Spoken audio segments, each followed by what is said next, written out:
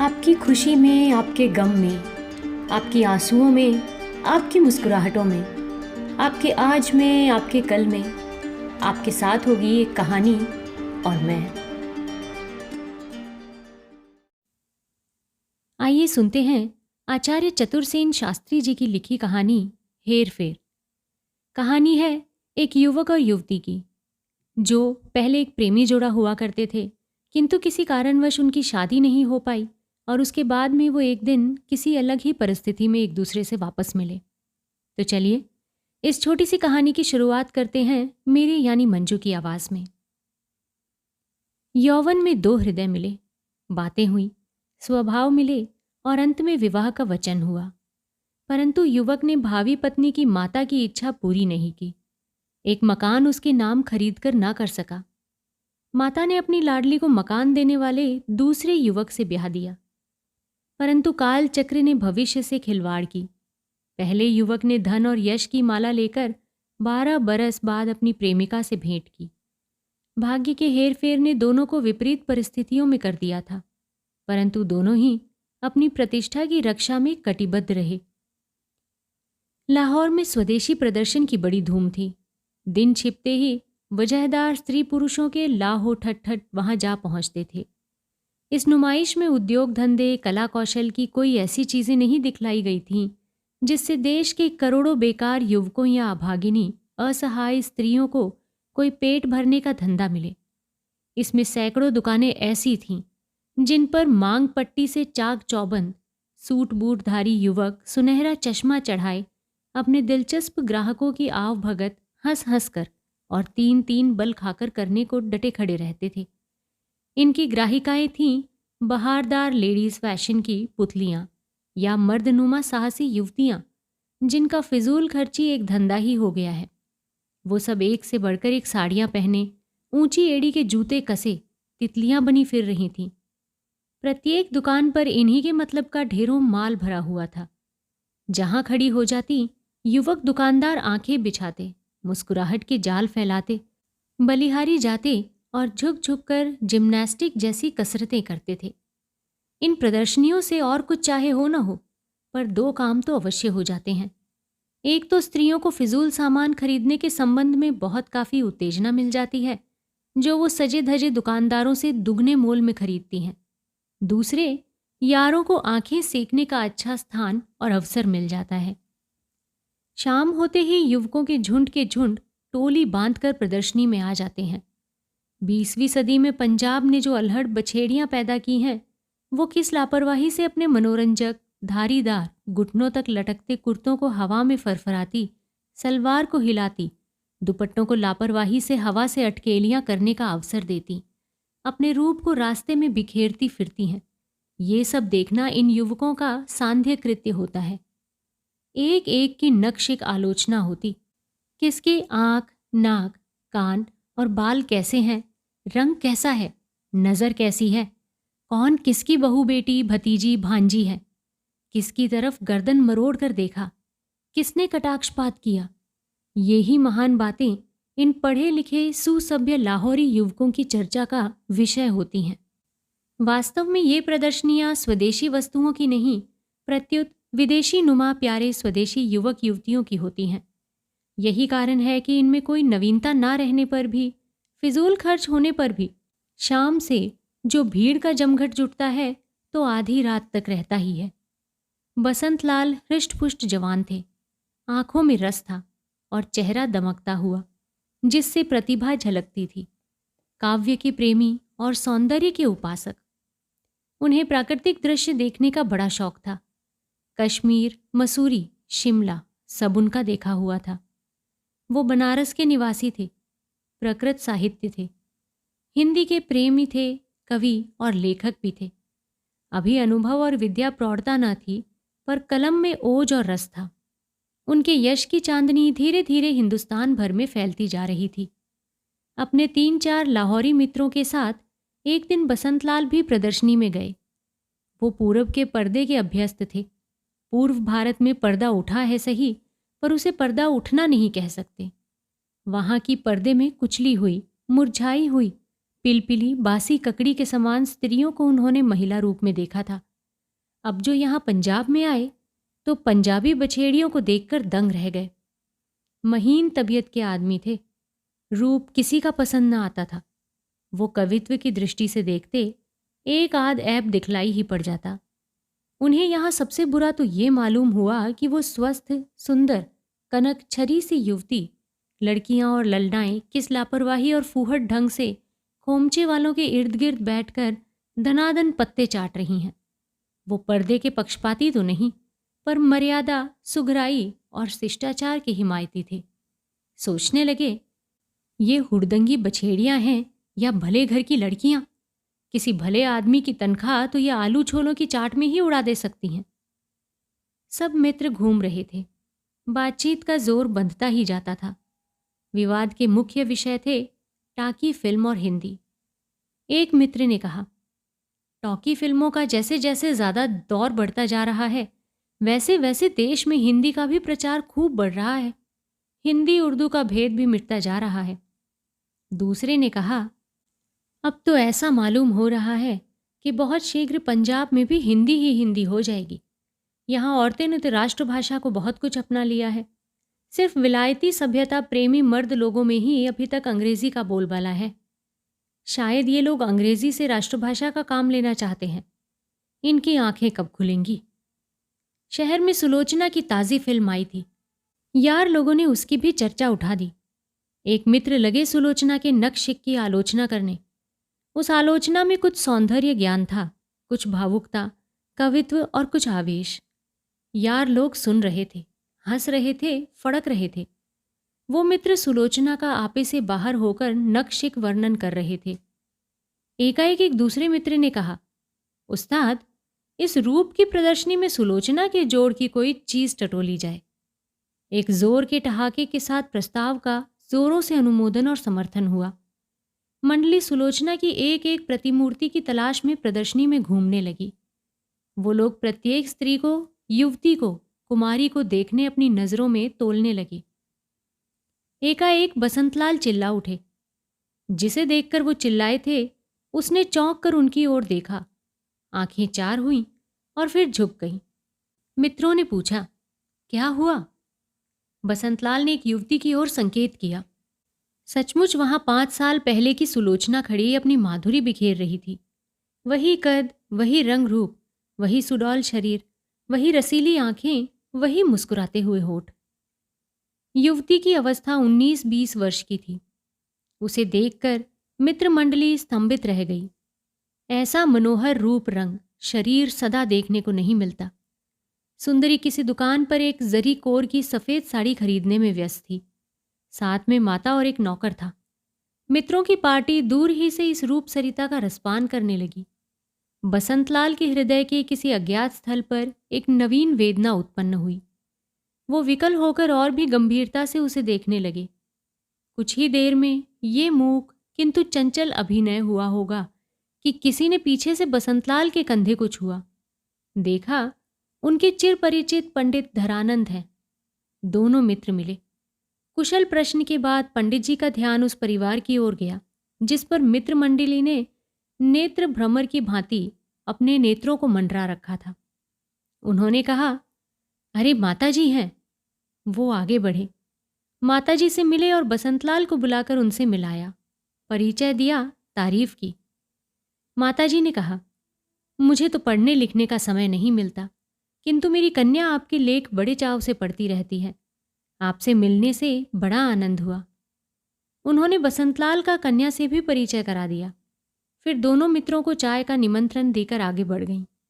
बसंतलाल ने कहा, कुछ पा लिया। चाय पान तो हुआ ही, साथ ही बहुत सी गपशप भी हुई। बसंतलाल ने देखा, हेमलता केवल अद्वितीय सुंदरी ही नहीं है, असाधारण बुद्धिमती और विदुषी भी है। पीछे उन्हें यह भी मालूम हो गया कि वो बीए की तैयारी में है। कन्या भी बसंतलाल के रूप, गुण, सरलता और भावुकता से बहुत प्रभावित हुई। उसकी आंखों के लजीले भाव, मंद मंद हंसने की अदा और क्षण क्षण पर गोरे गोरे गालों पर खेल करने वाली लाली ने बसंतलाल को कुछ और ही तत्व समझा दिया। बसंतलाल की आत्मा मानो झकझोरी सी गई। वो कुछ विकल, कुछ चंचल और कुछ अप्रतिभ से होकर उस दिन वहां से उठ आए।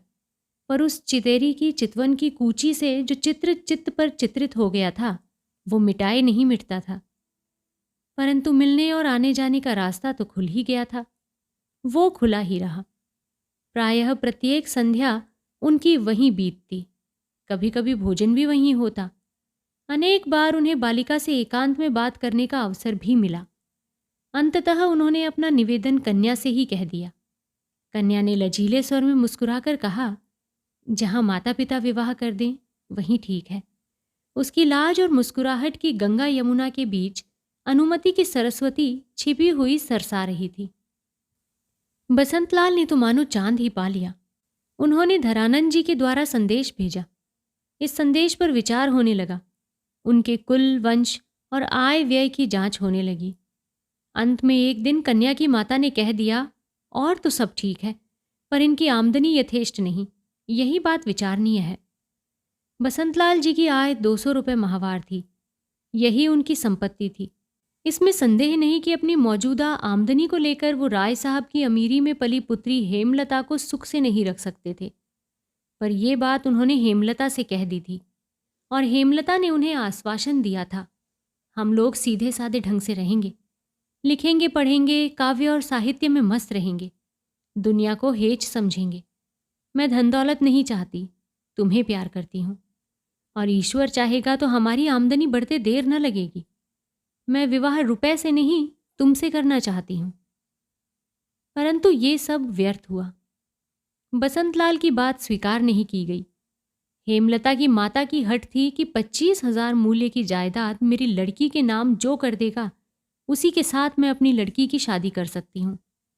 यदि बसंतलाल हेमलता से विवाह करना चाहते हों तो 25,000 का एक मकान खरीद कर पहले उसके नाम लिख दें। जो मेरी कन्या को आलीशान मकान में नहीं रख सकता वो उसे पाने के योग्य कदापि नहीं। बसंतलाल अति मर्माहत होकर लाहौर से चले आए। चलती बार उन्होंने हेमलता से अंतिम भेंट की। उसमें दोनों आंसुओं का ही विनिमय कर सके। इसके बाद 12 बरस बाद बसंतलाल अब हिंदी साहित्याकाश में सूर्य की भांति द्विदीप्यमान थे। लाहौर में अखिल भारतवर्षीय हिंदी साहित्य सम्मेलन की धूम थी। बसंतलाल सभापति बनकर आए थे। उनके रूप रंग में बहुत अंतर हो गया था। अपनी लिखी पुस्तकों से उन्हें हजारों रुपए की आय हो रही थी। कई प्रांतों में उनकी किताबें एमए तक कोर्स में थीं। बड़े बड़े राज परिवारों में उनकी प्रतिष्ठा थी। लाहौर नगर में उनका जुलूस बड़ी शान के साथ निकला। सम्मेलन सफलतापूर्वक संपन्न हुआ। आखिरी दिन उन्हें एक पुर्जा मिला। उसमें केवल इतना लिखा था, पत्रवाहक के साथ कुछ क्षणों के लिए आइए, अवश्य। बसंतलाल ने पत्रवाहक को देखा। एक वृद्ध नौकर था। पूछने पर उसने बताया, बीबी जी ने बुलाया है। बीबी जी कौन? ये वो नहीं बता सका। उन्होंने इस कार्य के औचित्य पर कुछ विचार किया। उन्हें कौतूहल हुआ और अंत में उन्होंने वहां जाने का निर्णय किया। वो उसके साथ चल दिए। एक गली में वो उन्हें ले गया। मकान में घुसकर उन्होंने देखा, मकान साधारण और पुराना है किंतु खूब साफ है। दालान में 2 कुर्सियां और एक मेज पड़ी थी। मेज पर एक साफ कपड़ा बिछा था। भृत्य ने कुर्सी पर बैठने को कहा। बसंतलाल के बैठ जाने पर वो भीतर चला गया और थोड़ी देर में कुछ फल लाकर आगे धर दिए। मन न होने पर भी बसंतलाल ने फल खाए। वो समझ ही न सकते थे कि मामला क्या था। उन्होंने भृत्य से कहा, मुझे जिन्होंने बुलाया है वो कहाँ है? मैं अधिक ठहर नहीं सकता। बूढ़े ने कहा, वो क्षण भर में आती होंगी। क्षण भर में वो आई। बसंतलाल ने पहचान लिया, हेमलता है। वो उठ खड़े हुए। उन्होंने पूछा, आप? मैंने यही सोचा था। हेमलता ने शांत स्वर में कहा, बैठिए, आप प्रसन्न तो हैं? बसंतलाल ने देखा वो दुबली, फीकी, रोगी हो रही है। उसके रसीले नेत्रों का वो तेज, सदा हंसते हुए चेहरे की वो चमक, सब कुछ मिट चुकी है। आंखों के चारों ओर कालौस दौड़ रही है। वो रूप लावण्य जाता रहा है। उनका कलेजा हिल गया। हेमलता की बात उन्होंने सुनी नहीं। उन्होंने पूछा, परंतु आपको मैं इस दिशा में देखने की स्वप्न में भी कल्पना नहीं कर सकता था। हेमलता ने हंसकर कहा, आप साहित्यिक हैं, किंतु सभी बातों की कल्पना तो आप नहीं कर सकते। कवि की कल्पनाएं तो काल्पनिक होती हैं, वस्तु दर्शन तो दुखियों का ही होता है। बसंतलाल उस हंसी को न देख सके। उनकी आंखें भर आईं। हेमलता भी रोई। बसंतलाल ने उसे अपने जीवन की व्यथा कहने को विवश किया। उन्होंने पूछा, तुम्हारे पति कहाँ हैं? जेल में। कुछ जाल करने के जुर्म में उन्हें 7 वर्ष की जेल हुई है। अभी 2.5 वर्ष ही व्यतीत हुए हैं। मैंने सुना था उनकी बहुत जायदाद थी और वो बड़े आदमी थे, किसी स्टेट में सेक्रेटरी थे। अपनी जायदाद मेरे नाम लिखकर ही उन्होंने मुझसे ब्याह करने में कामयाबी हासिल की थी, क्योंकि माताजी की कमजोरी को उन्होंने ठीक समझ लिया था। पर पीछे मालूम हुआ कि जायदाद उनकी सब पहले ही रहन थी। उन पर तो काफ़ी कर्ज था। उनका वो हिबेनामा पीछे नाजायज़ ठहरा। सब जायदाद नीलाम हो गई, कुछ भी न बचा। उन्हें शराब पीने की अजहद आदत थी और शराब के साथ जो दुर्गुण हो जाते हैं वो भी उनमें आ गए थे। नौकरी जाती रही। मुझे माताजी से जो कुछ मिला था वो भी सब खर्च हो गया। माताजी कहाँ हैं? उनका तो स्वर्गवास हो गया। बसंतलाल का कलेजा मुंह को आ रहा था। उन्होंने कहा, क्षमा करना, मैं जानना चाहता हूं कि आपकी गुजर कैसे होती है। रंग ढंग से तो कुछ कुछ समझ गया हूं। हेमलता ने ठंडी सांस भरकर कहा, यहाँ कन्या पाठशाला में एक नौकरी मिल गई है। 10 रुपए मिलते हैं। 5 बच्चे हैं। उनकी पढ़ाई में भी काफ़ी खर्च हो जाता है। बसंतलाल चुपचाप कुछ सोचने लगे। उन्होंने आंख उठाकर हेमलता को देखना चाहा पर देख न सके। हेमलता ने हंसकर पूछा, वो कैसी हैं? कभी दिखलाइएगा नहीं? बसंतलाल भी हंस दिए। उन्होंने एक बार हेमलता की ओर देखा और फिर अन्यत्र देखते हुए कहा, विवाह मेरे भाग्य में न था। मैंने जीवन भर अविवाहित रखने का प्रण करके ही लाहौर छोड़ा था लता। हेमलता के सुंदर होंठ कांपने लगे। उसने उसी भांति कांपते हुए कहा, क्यों? क्या भूल गई? उस रोज हम लोगों ने क्या प्रतिज्ञा की थी? तुमने कहा था मर्द कभी प्रतिज्ञा नहीं निभाते। उसी समय मैं चुप हो गया था। आज भी चुप हूं। जीवन के अंत में यदि मिल सकोगी तो कहूंगा, देखो ये मर्द की प्रतिज्ञा। हेमलता की आंखों से झरझर आंसू बहने लगे। वो बहुत कुछ कहना चाहती थी पर कुछ कह न सकी। वो बड़ी देर तक रोती रही। कुछ देर बाद साहस करके बसंतलाल ने कहा, लता, क्या तुम्हारे मन में मेरा कुछ आदर है? आदर? सिर्फ आदर? हेमलता ने आंसू भरी आंखों से उन्हें देखकर कहा। बसंतलाल ने इस बार धरती की ओर ताककर कहा, हाँ लता, सिर्फ आदर की ही बात मैं पूछता हूं, और कोई बात जबान पर न लाना। हेमलता ने कंपित स्वर में कहा, मैं आपका देवता की भांति आदर करती हूं। तब तुम मेरी बात सुनो। पति के लौट आने तक मेरा कुछ धन ग्रहण कर लो। हेमलता के आंसू सूख गए। उसने कहा, मेरा पति पतित तो है, पर मैं पति पद की प्रतिष्ठा की रक्षा करूंगी। आपका धन मैं नहीं लूंगी। मुझे कोई कष्ट नहीं है, परंतु आप मेरी एक बात माने तो कहूं। कहो। आप अवश्य ही ब्याह कर लें। मैं विनती करती हूं, हाँ हाँ खाती हूं। यदि मेरा दुख दूर किया चाहते हो तो। वो धरती पर पछाड़ खाकर गिर पड़ी। फूट फूट कर रोने लगी। बसंतलाल का धैर्य च्युत हो रहा था। उन्होंने कहा, उठो लता, मैं तुम्हें छू नहीं सकता। मेरे सामने इतना न तड़पो। तुम्हारा ये वेश ही मेरे दर्द के लिए बहुत है। अपना अनुरोध भी वापस ले लो। जिस प्रतिष्ठा की रक्षा के विचार से तुम मेरा धन नहीं ग्रहण करती, उसी प्रतिष्ठा की रक्षा के विचार से इस जन्म में मैं विवाह नहीं कर सकता। हेमलता, ईश्वर जानता है मैं तुम्हारी अपेक्षा अधिक सुखी हूं। अफसोस ये है, तुम्हें उस सुख में से मैं कुछ भी नहीं दे सकता। हेमलता कुछ देर धरती पर पड़ी रही। बसंतलाल कुछ देर सोचते बैठे रहे, फिर आकर खड़े हुए। उन्होंने कहा, उठो लता, तुम महावीर स्त्री हो, तुम धन्य हो। मुझे हंसकर विदा दो, मैं जा रहा हूं। हेमलता उठ खड़ी हुई। उसने आंचल सिर पर खिसकाकर ठीक किया। उसकी आंखों में वेदना और करुणा नाच रही थी। उन्होंने कहा, जा ही रहे हो? हाँ लता। कभी पत्र लिखूं? नहीं, ऐसा कभी न करना। कभी मिलोगे? नहीं, कभी भी नहीं। कभी नहीं? नहीं, कभी नहीं। कुछ देर वो चुप रही। उसके नेत्रों में एक अद्भुत ज्योति चमकी। उसने धरती पर बैठकर बसंतलाल के चरण छुए, माथा टेका और फिर कहा, आशीर्वाद तो दोगे ना? सदैव। तो दोस्तों, आशा करती हूँ ये छोटी सी कहानी आपको पसंद ज़रूर आई होगी। अगर आज की इस कहानी का वाचन आपको अच्छा लगा है तो मेरे इस चैनल को सब्सक्राइब ज़रूर कीजिएगा। तो चलिए, फ़िलहाल मैं आप लोगों से विदा लेना चाहूँगी, लेकिन जल्दी ही फिर से मुलाकात होगी एक नई कहानी के साथ। तब तक के लिए आप अपना और अपने पूरे परिवार का ध्यान रखिए, खुश रहिए और स्वस्थ रहिए। नमस्कार।